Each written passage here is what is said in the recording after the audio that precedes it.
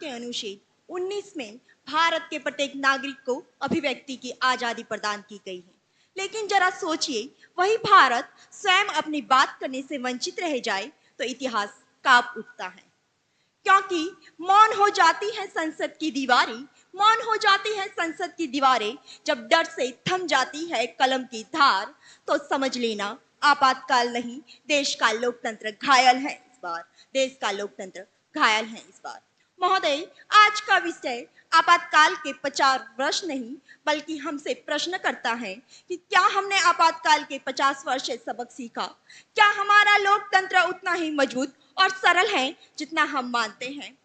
महोदय, हाँ, वही आपातकाल जो 3 वर्ष की अवधि में बनाए हुए हमारे संविधान को मात्र 3 सेकंड में हस्ताक्षर कर गला घोट दिया गया।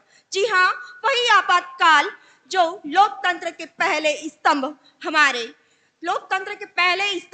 हमारी विधायिका का जेल में ठूस दिया गया। लोकतंत्र का दूसरा स्तंभ हमारी कार्यपालिका को रात के अंधेरे में आधी रात को लोकतंत्र के डेथ वारंट पर हस्ताक्षर करा दिए गए। तीसरा स्तंभ हमारी न्यायपालिका के फैसले पलट दिए गए। चौथा स्तंभ हमारे मीडिया को फुसफुसाने तक पर पाबंदी लगा दी गई। और जब कारण पूछा गया तो कहा गया कि यह इंडिया की सुरक्षा का कारण है। महोदय, यह इंडिया की सुरक्षा का कारण नहीं, यह इंदिरा गांधी जी की सुरक्षा का कारण है। आपातकाल का दौर वह दौर था जब नागरिक स्वतंत्रता निलंबित कर दी गई, प्रेस पर सेंसरशिप लगा दी गई और राजनीतिक विरोधियों को कैद कर दिया गया। आपातकाल का दौर वह दौर था जब गरीब 2 वक्त की रोटी के लिए तरस गया, उन्हें खून के आंसू रोना पड़ा और मौलिक अधिकार उनसे छीन लिए गए। अखबारों का गला घोट दिया गया, कलम की ताकत को जंजीरों में जकड़ लिया गया और मां भारती का आंचल उनके बच्चों के आंखों के आंसू से भीग गया। लेकिन कहते हैं ना, बुरे वक्त का भी बुरा वक्त आता है। ठीक इसी प्रकार एक लंबे समय के बाद 21 माह के बाद 1977 में हमारे यहाँ चुनाव हुए और भारत की जनता ने कहा, अब हम चुप नहीं, अब हम डरे नहीं और यह देश किसी की जागीर नहीं।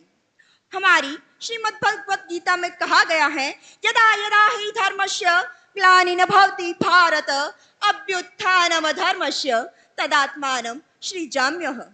जब जब अधर्म बढ़ता है और धर्म की हानि होती है तो हमारे यहाँ धर्म की स्थापना करने के लिए भगवान अवतार लेते हैं। हमारे लिए हमारा पहला धर्म है हमारा संविधान।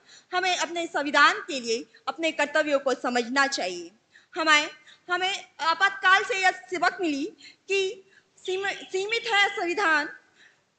अंत में इतना कहना चाहूंगी कि कलम अगर रुके तो आवाज उठाओ, कलम अगर रुके तो आवाज उठाओ, आवाज थम जाए तो परचम फैलाओ, आवाज अगर थम जाए परचम फैलाओ। युवा शक्ति से आग्रह है कि अगर हमारा लोकतंत्र अंधेरे में जाए तो आप रोशन कर पथ प्रदर्शक बने। जय हिंद, जय भारत।